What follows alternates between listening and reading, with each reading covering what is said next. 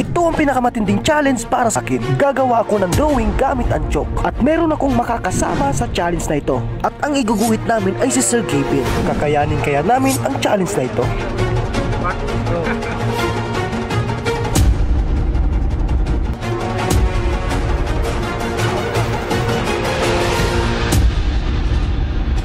Chalk art.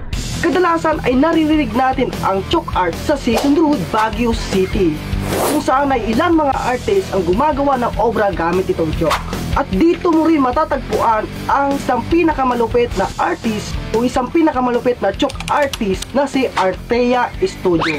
Wow! Madalas mo siyang makita sa Session Road. Siya lang naman ang gumagawa ng obra gamit ang chalk. At ang kadalasan na mga ginuguhit niya ay ang mga celebrity at mga sikat na vlogger. What if gagawin namin ang challenge na gaya ng ginagawa ni Artea Studio na gumuhit gamit ang chalk? Susubukan namin na gawin ang challenge na ito kung kakayanin namin. Siyempre hindi pwedeng nag-iisa lang ako, kaya hanap ako ng makakasama ko. Kinagabihan na malamig ay naghanap ako sa social media o sa Facebook ng makakasama ko. Pero kasamaang palad ay wala akong nakita. Nang bigla kong naalala ay meron pala akong isang kaibigan na artist. Kaya niyaya ko ito upang sumama sa akin sa chalk art challenge. Ayos, meron na. Ang makakasama ko pala ay si Uno. Nice one, Uno. Magaling na videographer natin ito. At syempre yung makakasama natin sa chalk art challenge, si Ronel Dibara. At ngayon ay susubukan na namin gumawa ng challenge. Bago kami gumawa ay nilinisan muna namin ito. May nag-volunteer.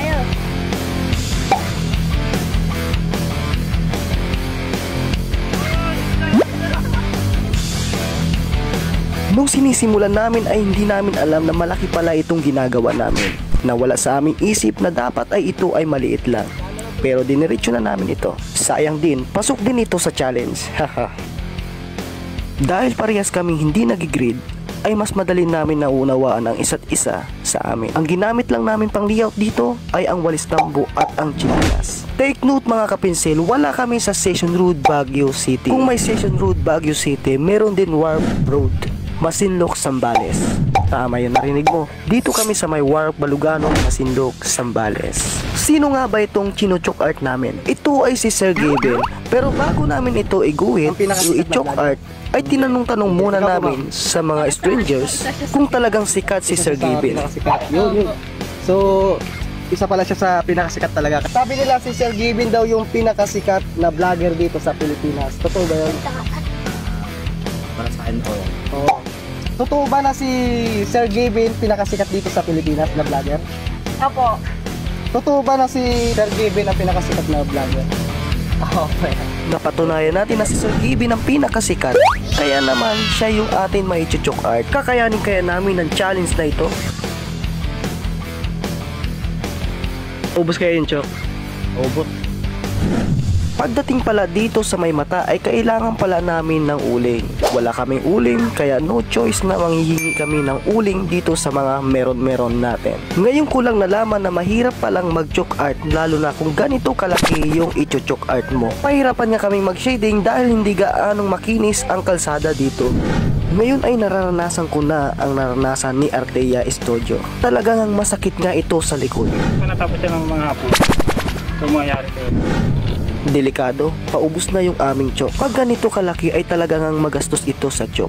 Sobrang nakakagutom din pala ito. Pero parang hindi yata namin masyadong kuha ito. Pero tignan na lang natin mamaya. Ang daming bata na nanonood sa amin. Paano kung kami yung maging dahilan para magkaroon sila ng interest na maging artist? Ito lang yung chalk na ginagamit namin, di ba kakaunti? Sa isang pagguhit mo pa lang ay halos kalahati na kaagad ang nauubos nito. Dahil sa rough road ang texture ng kalsada na ito. Kailangan talaga nakagloves ka dito. Dahil hindi ito kagaya ng Session Road, Baguio City na makinis ang texture ng kalsada doon, dito ay hindi. Inabot na kami ng gabi at halos 9 na oras namin ito ginagawa. Bakit ito umabot sa 9 na oras? Siyempre kasama na dito ang kwentuhan habang nagpapahinga at ang merienda. Isa na rin sa nagpatagal ng oras yung balik ng balik sa bayan para bumili ng chok. At hindi namin alam kung gaano karami ang makukonsumo nito sa chok. At tumagal din kami sa bawat lubak na hindi nalalagyan ng chok ay pilit namin itong nilalagyan. Dahil madilim na, napagdesisyonan namin na bukas na lang namin ito ipagpapatuloy. Huwag sanang umulan. At kinabukasan ng umaga ay binalikan namin. Meron nga lang itong medyo tapak-tapak at guhit ng gulong. Hindi talaga maiiwasan yun dahil kalsada ito. Kamukha na ba ni Sir Kevin? Dahil sa laki nito ay hindi namin gaanong masipat kung kahawig na nga ito ni Sir Kevin. Gagamit pa kami ng drone para makita ito kung kahawig na ba o hindi. Ito ang nagiging problema dito. Halos sa laki ng lubak ng kalsada ay hindi namin mai-shade yung chok dito. Kita nyo naman sa video na maraming butas-butas na hindi namin nalalagyan dahil ito sa lubak-lubak.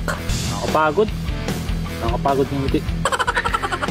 Nilalagyan ko na nga ng buhok. Ang ginamit ko nga pala dito ay uling. Titignan natin kung magiging kamukha nga ito ni Sir Kevin.